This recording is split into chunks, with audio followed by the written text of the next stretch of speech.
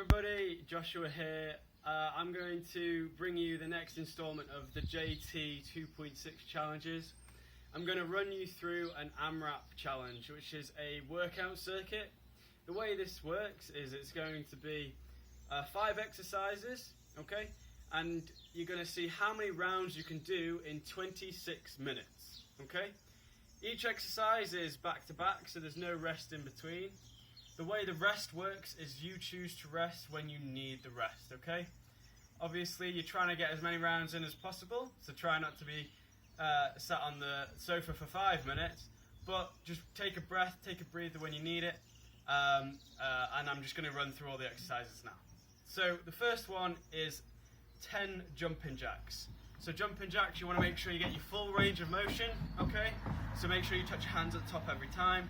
Don't just come to here, because you're not going to get that full range of motion in the shoulder. The second one is 5 squats.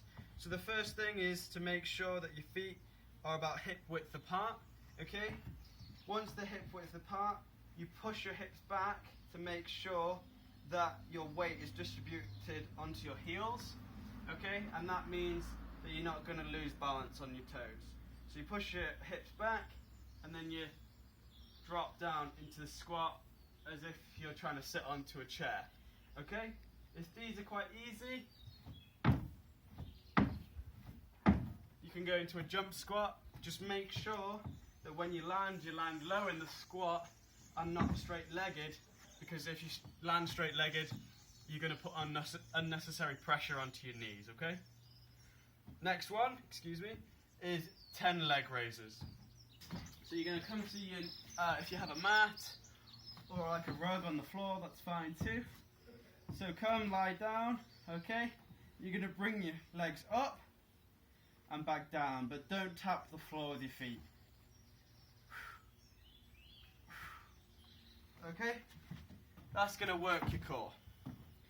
The next one is push-ups. Now I know push-ups can be quite difficult for newcomers, so I'm going to run you through different types of versions of push-ups that are going to be a bit easier, but also run through the full push-up as well for those who are more comfortable with push-ups.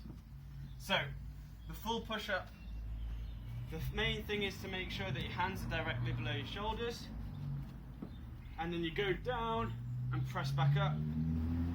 So you make sure you get to the floor, but don't completely come onto the floor. Get low to the floor and press back up. Notice how my arms are staying close to the body.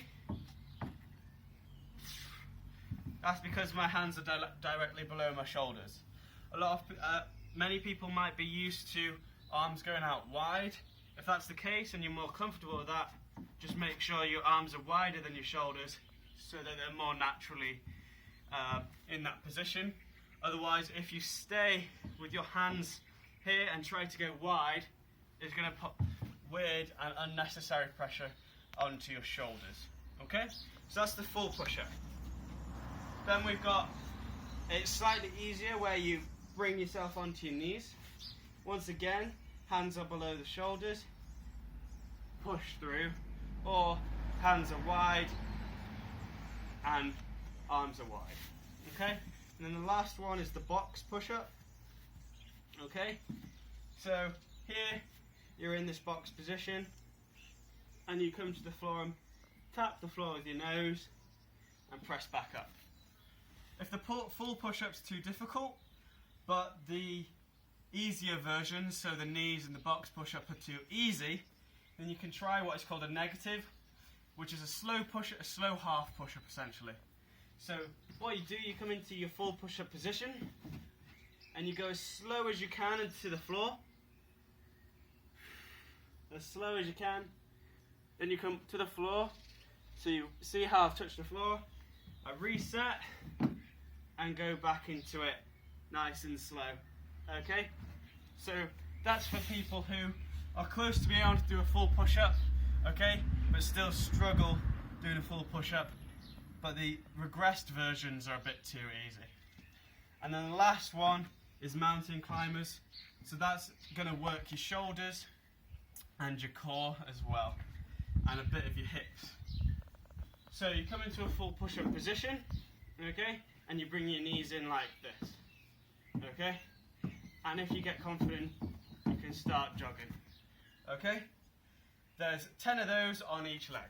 So, you've got 10 jumping jacks, 5 squats, 10 leg raises, 5 push-ups, and then 10 mountain climbers on each leg.